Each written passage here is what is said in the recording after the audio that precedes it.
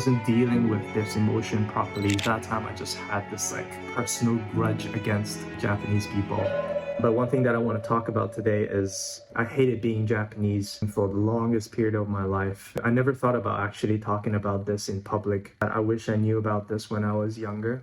And so I didn't have to suffer like this before. And I'm sure there are people who are going through the same thing. I've seen the worst, that some people are not able to move forward with their lives as well. So I wanted to share this from a 32-year-old perspective. The second reason is that my concept of this channel is being your own first penguin. This is about really designing the life that you want. So this topic is actually a huge part of me.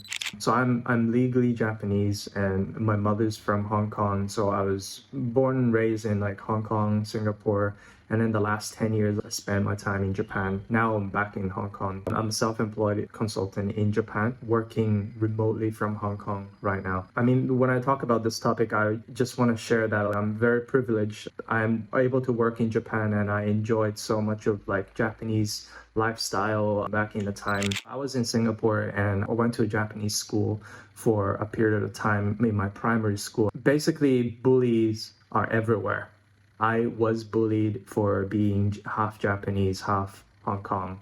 So people would just come to you and say hey, you're not Japanese, so I'm not gonna let you do this, blah, blah, blah, this kind of thing. Even football, they would come to you and say, but you're not Japanese though. So I was like, what the fuck? All these assholes, they have a strong Japanese identity and being immature at school, right? So obviously they would say these things to not try to hurt you, but they're just joking. But it just really hits me hard back in the time. And it was not just me as well. It was also for other people who were basically half Japanese or maybe even soft-spoken or kind of acting a little bit differently or being quiet kind of type. Those kids would find it funny and then they would start attacking them and making fun of them. That kind of bad culture was shaping up in my time. So I started to observe the minority and the weak. I still remember that there's another person who was half American, half Japanese, and his name was quite unique. His name was Chi, which means life in Japanese. And he was one of the worst victims I've ever seen, that he moved to another school and then he just never fit in that society. I was a weak bastard, so I tried to kind of conform in that small, stupid society. And I think I was relatively better than that, but I know that kid and even some kid, they just never came back and you really don't know where they really went. It was just really terrible to experience these things on your own. So that pretty much shaped my identity of okay, I'm not Japanese, what am I gonna do? And I just didn't study well. I just didn't fit in too well back in time. That situation had lasted. My mom was going through a lot of difficulty in time because she couldn't really speak the language. She was trying to fit in, but there's a lot of problems with the relationship with other mothers or even with the schools as well. It was really funny that when I play football and changing to another team, people would call you, oh, you're not Japanese, and you're not just only Japanese, but you will also betray your own team. Things like that. I don't know, it's just really painful to really look back. So pretty much that really shaped who I was, and I wasn't dealing with this emotion properly. So my conclusion at that time was I fucking hate Japanese people. I don't want to hang out with them at all. And so after that, not just because of the bully, my parents made that decision for me and I moved to international school. International school life really changed my life in a way that I was more comfortable to hang out with international kids. People come from different backgrounds: Hong Kong, Malaysia, Philippines, Japan, what else? Pakistan as well. I think, yeah, we do feel that the respect in each other's difference and we don't really make fun of that difference. Right. And even in university, I was hanging out mostly with the international kids as well because I felt most comfortable to hang out with them. As an opposition to not being a Japanese, so I try to portray myself as I'm more of a Hong Kong guy. But when I went to university in Hong Kong, relatively a bit more, let's say, local as well. I thought I was a Hong Konger, but I just don't fit well in. So I just felt I don't belong in anywhere. I was falling into this identity crisis for my uni time. But indeed, one thing that really made me happy was just like hanging out with the international kids who respect you, who are curious about your culture. It's just normal to be different, right? So that kind of environment made me really happy, and I think that's like what I wanted to do, or how I want to put myself in that environment in future. I just couldn't handle my emotion properly, and I didn't learn to handle this properly. There was just a time that I hated Japanese people, that I never really want to hang out with them. I just didn't give a shit about them. When Japanese people don't speak good English, right, I just never offered my hand to try to help them or anything. I would do that for like everyone, but at that time I just had this like personal grudge against Japanese people, and I mean, I do feel terrible about it when I think about this now. But yeah, that's pretty much like how extreme I was about hating Japanese people back in time. And then the second part of me was like in adult time. International environment in Hong Kong just saved me out of this rut. I started to feel, you know what, those assholes back in school, they were like primary students, so they must be really immature. And then since Japan, I learned in my university that Japanese is really about conformity.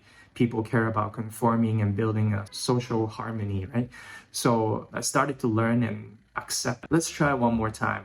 Go back into Japanese society and see what I can do. I was not comfortable being called by my surname, Mori, but I still was scared. I still was so scared of being seen as Japanese, and they expect you to behave like a Japanese person. So I played a foreigner card, Scotty.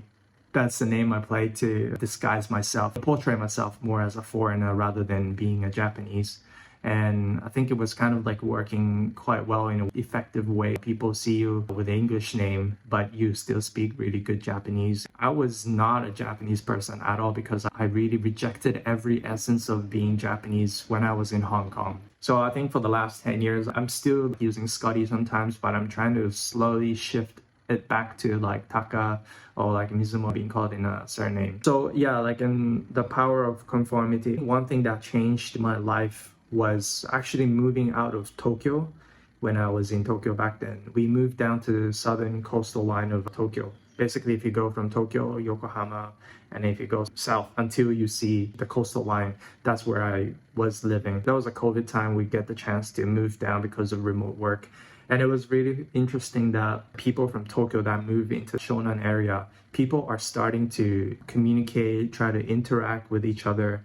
And we were sharing a lot of like differences that we had, all the struggle that we had. And that's the moment I also realized, if you go to different circles, society, there are people that will fit to you. You don't have to try so hard, change yourself, change who you are just to fit into that environment. So thanks to my girlfriend for suggesting this idea we should move down south of Tokyo. What I noticed was that like through this entire lesson is that I become more mature, and then I actually met my girlfriend who's from Hong Kong, but she speaks more Japanese than me back in time because I was resisting to speak Japanese. I started to slowly feel like it's okay that you're Japanese or you're from Hong Kong, and people will tell you that take the better part of both, since you're so privileged to have both identity, right? For me, I think that is true, but my ultimate conclusion in association with the soul-searching journey that I had in my 20s, ultimately who you are really doesn't matter.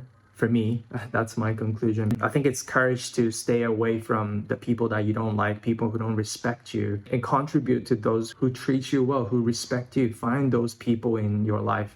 It's okay to leave them, but instead I have that privilege that also brings me another niche in me to be able to speak Japanese, speak Cantonese, speak English. We should leverage that to try to contribute to the people that you love, you respect, or start a new business, try something new with the skill that you have. It's something that matters. Instead of your traumatic experience in your past holding you back, that is something that you can take your time to digest in you. It's okay that you cry it out. I think you deserve to be not happy about this, but make sure to handle your emotion properly. Nowadays, people talk about journaling, people talk about counseling, or even if you have a ChatGPT to talk with, talk about your problem, and then just try to get a navigation and think thoroughly about what you can do for people. But I know when you're having a bad time, it's really difficult to do it. So the first thing you do is stay away from those people who hurt you, who brings darkness and negativity in you. They don't respect them, you'll fuck them. Okay? I mean, don't fuck them. Stay away from them. And try to find the people that you really love, like both-sided relationship, right? You will start to have more space in your heart, more space in your spiritual, mental state.